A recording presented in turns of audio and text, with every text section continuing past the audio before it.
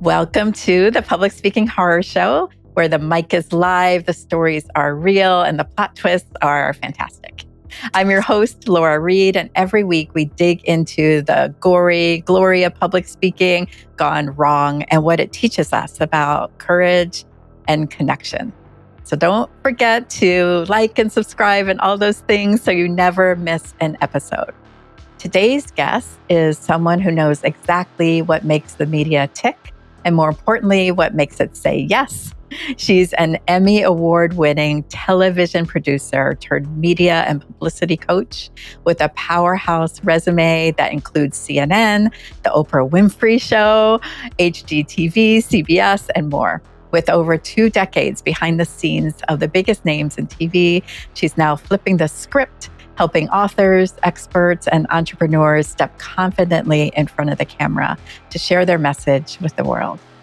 Through her work with programs like the National Publicity Summit, which I've been a part of, and it's amazing, Super Connector Media, and the Maximum Publicity Program, her mission is crystal clear.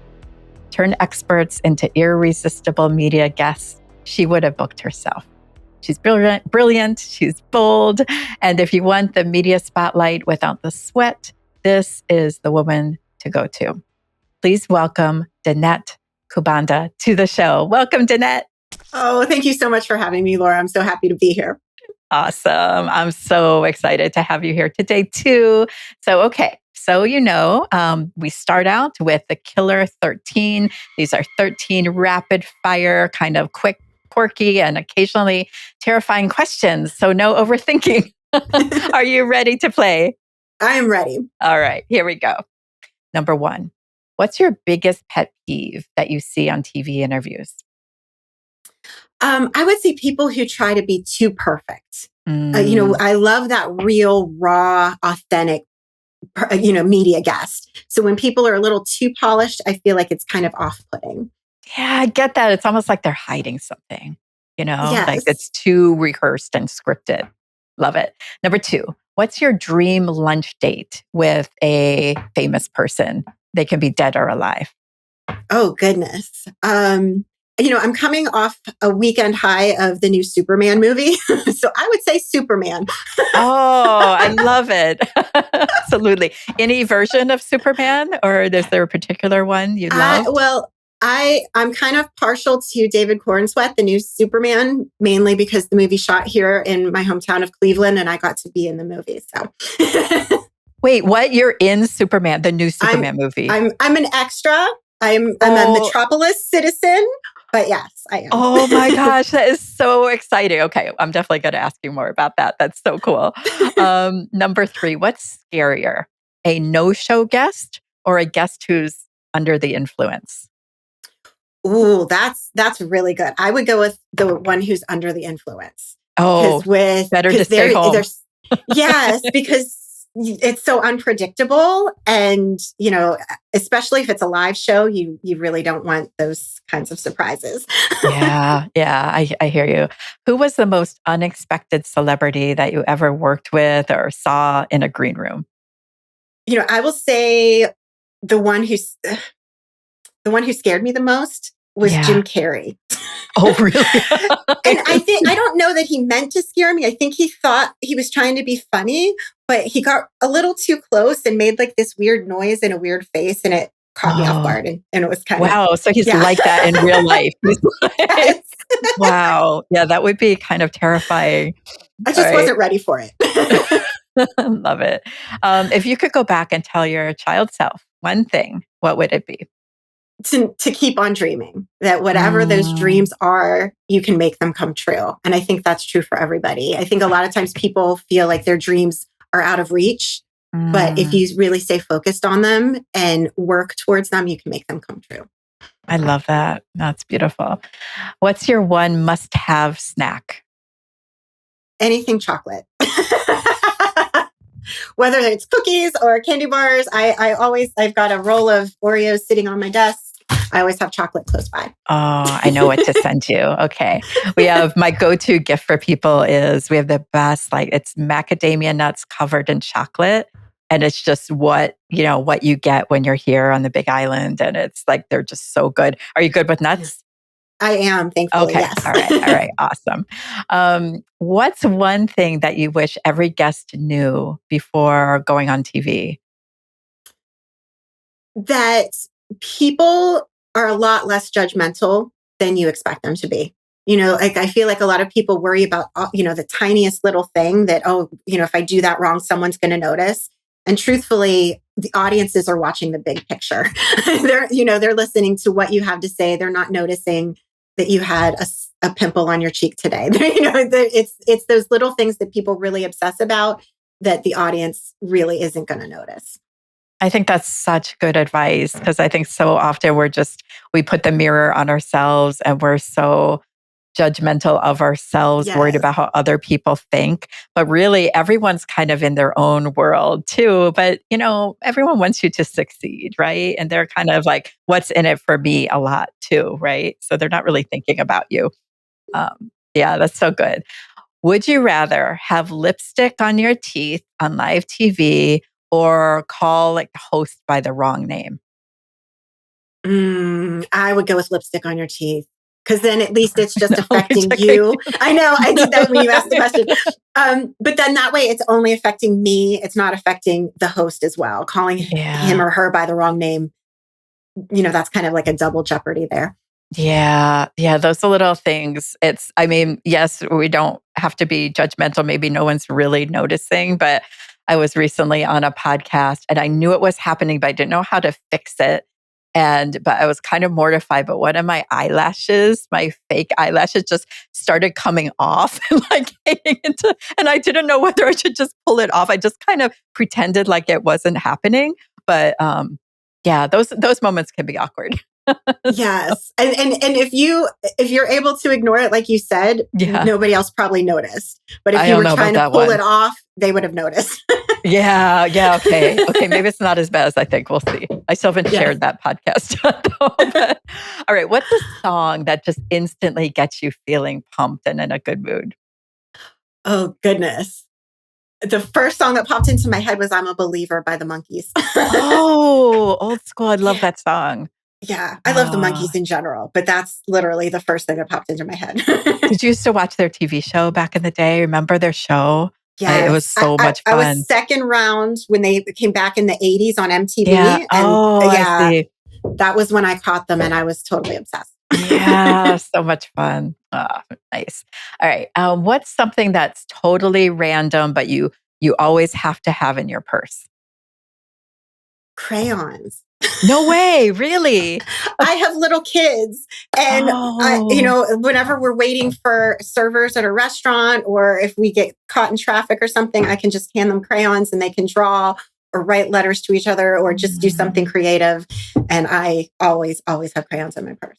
Oh, wow. I'd not have guessed that. I guess I did. Well, I used to have, back when my son was younger, Matchbox cars. Like that was all the go, because that would keep him occupied no matter where we were. So I kind of miss those. I should have kept a couple of those. I don't think I have them. So, well, speaking of that, I know you balance a lot, having kids. I know you have like a beautiful dog too, and you're doing all these things. Like, what's one piece of advice that you would give to moms out there who are trying to just juggle a lot in their life? I would say that it's not about having it all at once, but being all the way into whatever it is you're doing at the moment. So you're never going to feel balanced. You're never going to feel like you're doing exactly what you're supposed to do at any given moment. But if you're at work, give it your all. When you're home with your kids, give it your all. Don't let that text that came through distract you from the game you're playing. Or, if you're at work, don't be worried about whether or not your child wore whatever theme day it was supposed to be that day. Really focus on where you are in the moment. I think that being present in the moment is so important so that you can be successful on all the different sides of your personality. Wow. I think that's the best advice I've ever heard to that. The idea of balance, in a way, it just doesn't exist, right? So just be balanced where you are, be the most, show up for where you are at that time. And don't worry that this other thing you can't control at the moment is maybe, going sideways. But I Exactly. You love can that. always fix it later. And I think that, trying to find the balance just puts more Yeah. pressure on us because we're Yeah. so worried. Well, I should be able to do all of this. We were never meant to do all of it all at once. So, Yeah. really just be in the moment that you're in and then, prepare as best you can so that when you are at work, that your kids can be successful. And if you're with your kids, work is still on track. Prepare as much as you can, but don't stress about it when you're not in that particular space. That's such good advice too for everything, for whether you're on a stage or being interviewed or, any kind of public speaking as well. I think is just to, in that moment, don't worry about the final outcome yet or how people are going to receive you later. It's just like be as present as you can, right? And enjoying it as much as you can in that moment that you're speaking, So Yes. I love that. All right. I got a little lost here. Let's see. Okay, on number 12 already. If you could produce one more episode of the Oprah Winfrey Show, which I loved, loved, loved that show. I miss it so much. What would it be about? And would there be any guest that comes to mind you would love to have?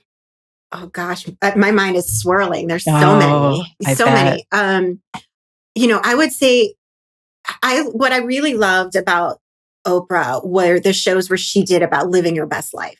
And I think a lot of that kind of is lost these days, that we're not as focused on how we can learn and grow and become better as people. Yeah. So I would love to see another version of that. I know she does that on OWN and what she's still doing there, but it's not every day in front of everybody the way it was before. So that's the part I think I miss the most. That has been kind of lost with the other talk shows are very reactionary now to like reacting to news or whatever's, trendy at that moment or anything, but it's not that like deeper reflection and like you learn something from it, I miss that. All right. Last question, number 13. You're doing awesome. If you had the world's attention for just 1 minute, what is the message that you'd want to share? I think I'm going to go back to the idea of chasing your dreams, because I think that's something that so many people miss out on. When you're little and you're dreaming and, I want to do this, I want to do that. And so many people just let that float away from them. And I think that's one of the things I'm really, really proud of is that I didn't let those dreams float away. When people asked me when I was growing up what I wanted to do, what do you want to be when you grow up? I always said I wanted to work for Oprah. And I did, I wanted to be in TV. I wanted to win an Emmy. So I did. So it's just, I'm really proud that I didn't let those dreams float away. Like I feel like a lot of people can. And I want to encourage other people that it's possible, and I can be an example that it's possible.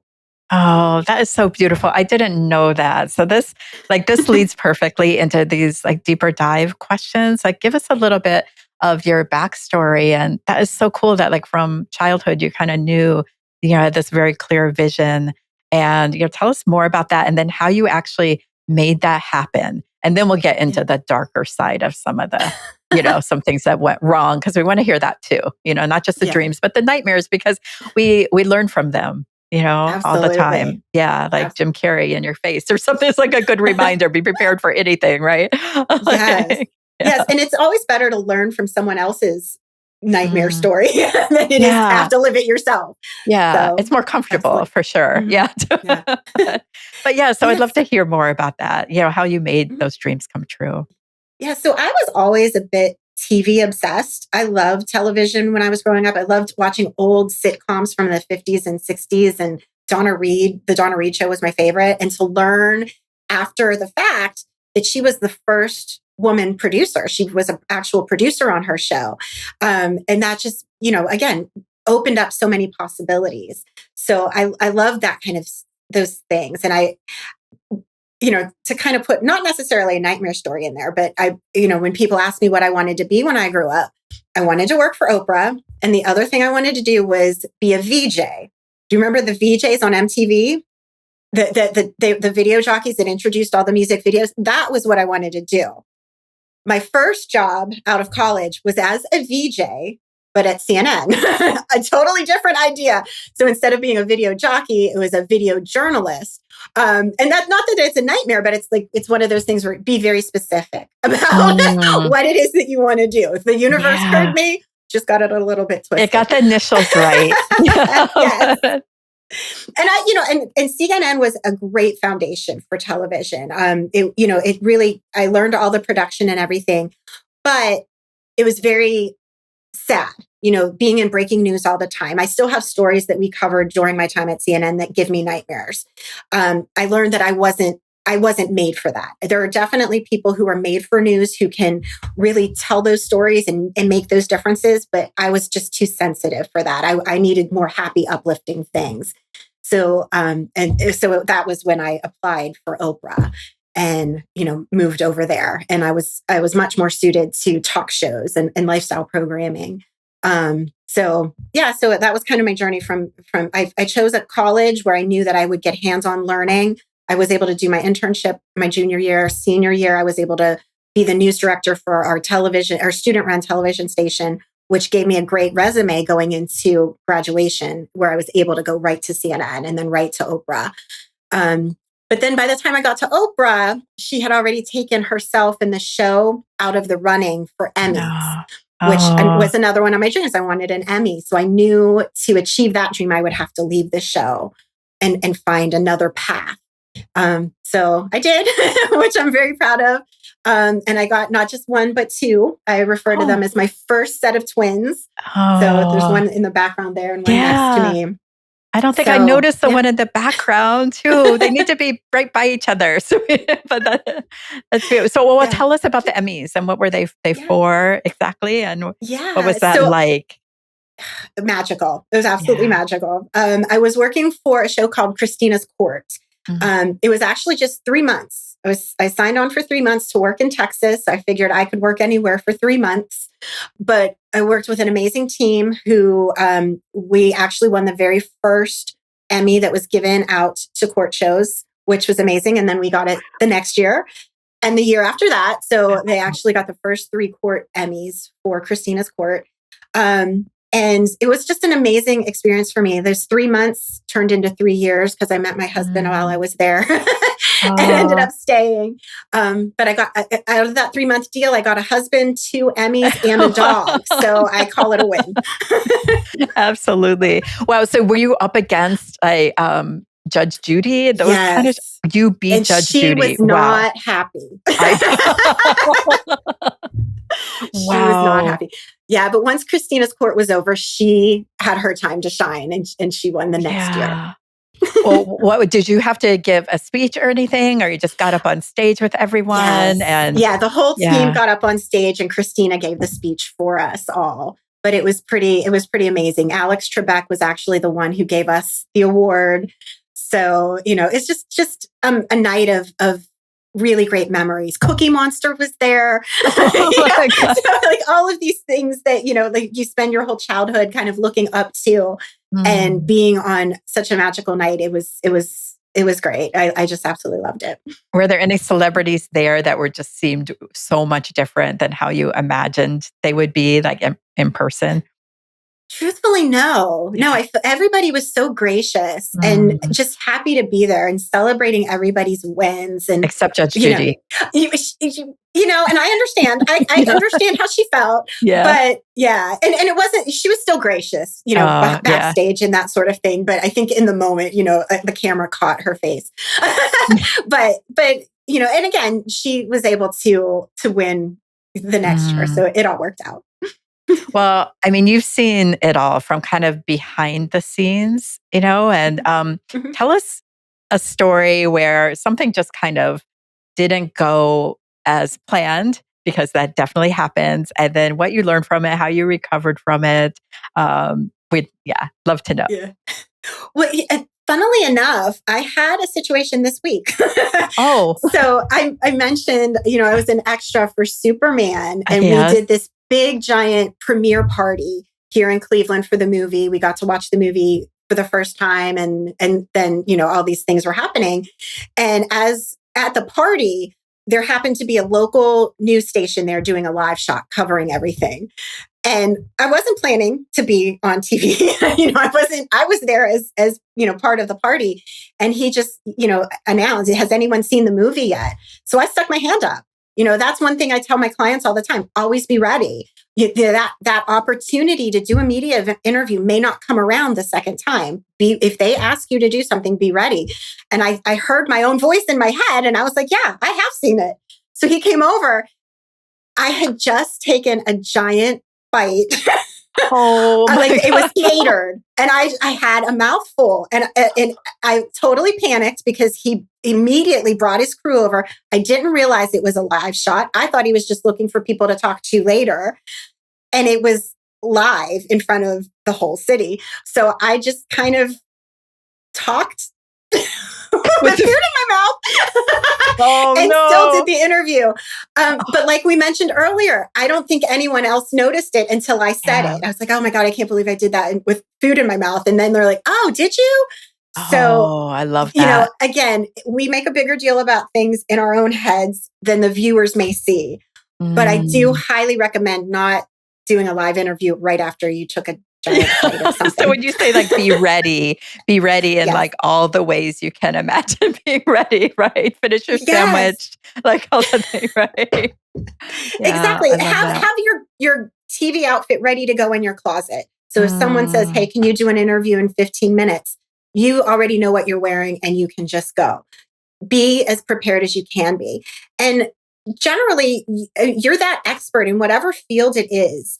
You know your topic backwards and forwards. A lot of time, you know it so well, you wrote a book about it. So really just have faith that even if you didn't sit down and prepare a list of talking points for this interview, that whatever questions come your way, you're going to be ready to answer. Have faith in yourself. Such good advice. However, I also feel like if someone called me, right after our interview, it was like, okay, be ready. You're going on live on this show in an hour.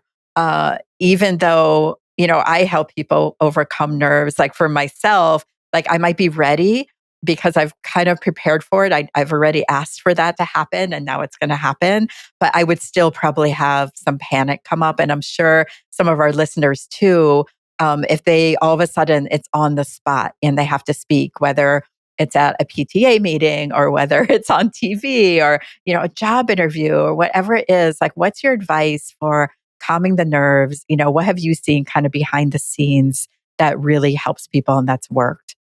Yeah. Some really big deep breaths. I think breathing, I feel like that's so common. It's such a nothing answer, but at the same time, it's so important for just regulating your nervous system and getting that oxygen into your lungs that you need. So take some really good deep breaths and give yourself a pep talk.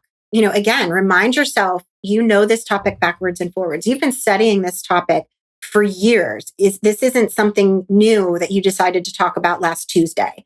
So just remind yourself that you are an educated expert. You've done your homework, you've done the work, and the right answers are going to come. If you have that hour to prepare that you just mentioned, that it's going to be in an hour, then jot down, take that 5 minutes to jot down 5 or 10 talking points that you want to hit on. Because I do think if you review them right before you go on air, you're going to be able to remember them and share what you want to share.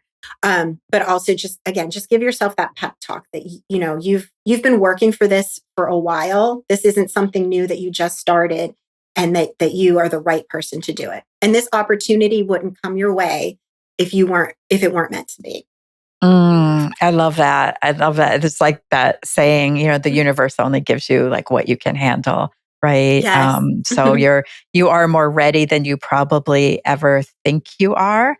Right. And I don't think anybody ever feels ready. Yeah. But if you wait for ready, you're going to let opportunities pass you by.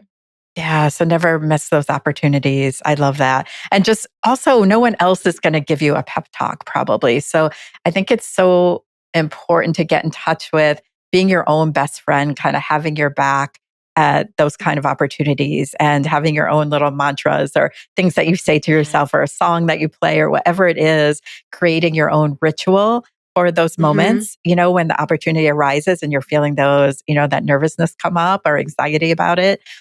that, it's up to you, like to really get Yes, in that state that you need to be in. I agree, Yeah, I love 100%. it. What have you seen kind of behind the green room curtain, really, where maybe celebrities have had they've been a little nervous? Like, are there any kind of things you've seen them doing to help them, or was there someone that you were really surprised was nervous, like during an interview, and it didn't go well? Oh, that's a good one. I'm not thinking of any celebrities that were like super nervous. I feel Yeah, like I have, I did see them hyping themselves up, yeah, dancing or singing or, just kind of, moving their bodies. I think that's a big part is just mm, moving your body and kind of getting, ready to be on stage, whatever kind of stage it might be. Because I think a lot of times we can get a little too stiff. mm, So I think that's a good one. It's just to kind of move your body a little bit before get the shake it off, as Taylor says, shake off those yeah. nerves. Just kind of get yourself ready to really shine in whatever spotlight you're about to step into. I love that. I think it's so important because, Tony Robbins is kind of big on this, like your physiology kind of creates Hmm. your psychology. So, just getting in touch with kind of changing your body, how it feels. So whether it's like a power pose or yeah, shaking Yes. it out, dancing a bit, like that helps your mind and your thoughts and your confidence, how you're feeling. So I think I'm not surprised celebrities are kind of dancing it out a little, Yeah. behind the curtain there. Now, you coach a lot of experts who might be a little terrified of being seen, especially authors, because sometimes Mhm. authors, we get a little, just in our own bubbles. We're writers for a reason. Maybe we don't want to be in front of a mic. And yet, it's a really important thing to get yourself out there, be Yeah. interviewed about your book, do a book reading, those kind of things. So, what's the number one fear that you notice that people share with you that they need help overcoming? Like, have there been kind of a common thing? I think it's a version of imposter syndrome, or feeling too boastful. I think a lot of people worry about if I talk about myself, I'm bragging. And I think it can be a simple mindset shift. It's not so much that you're bragging about what you're doing as you are letting people know how you can help them. So I think just kind of shifting it from, I'm talking too much about myself to I'm talking about this so that I can help reach Sally Joe, who's watching the show at home, or Betty Sue, who happens to be in the audience if you're speaking on stage. You're reaching the people who need you, the people you can help. And I think that's really why most people get into whatever it is they're into. That's why they wrote this book. That's why they studied this topic. It's because they want to help people. Maybe they lived the experience and they know what it's like to be in that struggle and they came out the other side. So they want to help other people get to the other side faster. So just kind of shifting it from talking about yourself to here's what I learned so that I can help you get there faster can really take a little bit of that imposter syndrome away. That is such an important mindset shift. That it's not really about you. It's about, this message that you have that could change someone else's life or they're just waiting to hear it. So it's almost selfish to like keep it to yourself, right? There's someone out there that needs to hear it. So empowering your voice, but in a way that empowers others, right? It's not just about you. So the more confidence like you can have, the more you can reach more people too. That's Yeah. exactly it. That's exactly it. And I like what you said. It's kind of like you have a responsibility to share that Mm. message so that other people can benefit from it. Yeah. So, yeah, talking about yourself, it's not really selfish at all or vain or anything because it's really about Mm-mm. how your story can change someone else's, for the better. So, I love that. What are some misconceptions that people have about getting booked on TV or podcasts? If they are an Mhm. author or a speaker or business owner that just wants to get their message out there more, what are those biggest misconceptions and how can they get booked, like get those yeses? Yes. I think something that a lot of people worry about is, they kind of put producers and editors on these pedestals. Like, why would they want to talk to me? I see, what do I have to offer them? But we're just people too. We're people who are looking for solutions, who are looking for information to help our audiences live better lives in some way. So, kind of realizing you're just having a conversation with somebody, you're talking, you have something to offer. they have something that they're looking for. And you really are benefiting both sides of it. It's a win-win. So kind of getting out of that mindset of, they're going to help me do something. You're helping them at the same time. They have, if it's a TV show, they have hours they have to fill. If it's a magazine, they have inches they have to fill every month or every week. Same with podcasts and radio shows. They have hours of time they need to fill with great guests. So they're looking for you just as much as you're looking for those opportunities. It's just a matter of framing it in the way that they tell their stories so that you can make the right matches and get in front of the right audiences. I love that. And some advice that you had given me is never make the same pitch twice, basically. Like if you don't, have a yes right away and you want to pitch again, to try to get on the show or podcast, whatever it is, come up with something new. So what's some of your advice you have too for how to make a pitch that really lands, whether it's, sending someone an email or maybe you're doing it live, like in the National Publicity Summit, authors have the opportunity to pitch live to people. So they don't get a lot of time though. But how can you make yourself kind of stand out and get noticed? Really focus on the audience takeaway. What will the audience learn from this particular interview with you? And if you can articulate that in a sentence, maybe 2 sentences, that's really all you need. So really all they need to know is this is the problem your audience is facing, whatever that might be.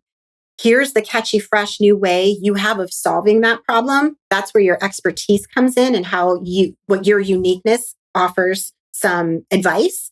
And then thirdly, here's who I am and why I'm qualified to talk about this. So that's your credential statement. Of course, we want qualified experts. So if you can tell us why, whether that's, you've got a bunch of initials after your name because you've done so much schooling, or whether it's just the fact that you've gone through this journey already yourself and you have, in the moment, down in the trenches kind of expertise, how you frame your credentials really carries that.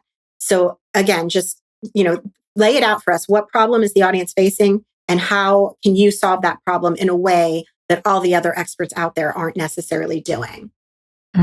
I love that so much. You offered us such good advice. Thank you so much. I mean, I think we've learned that the media spotlight isn't just for celebrities, right? It's really anyone can step into the spotlight once they get kind of connected with their message, and your dreams are always, I think, once you get clear on your dreams, whatever it is, whether it's an Emmy, being on the show, writing your book. Once you have clarity on it, like it's definitely anyone can achieve that. So thank you so much for that reminder. Could you share with us like any last words of inspiration that you have, and also where we can find you and possibly, work with you or get involved in some way? That would be wonderful as well. Thank you so much. I'm on all the socials, so you can find me on Instagram, Facebook, LinkedIn, all of that. It's, just search my name. I'm unique enough that I'm the only one, thankfully.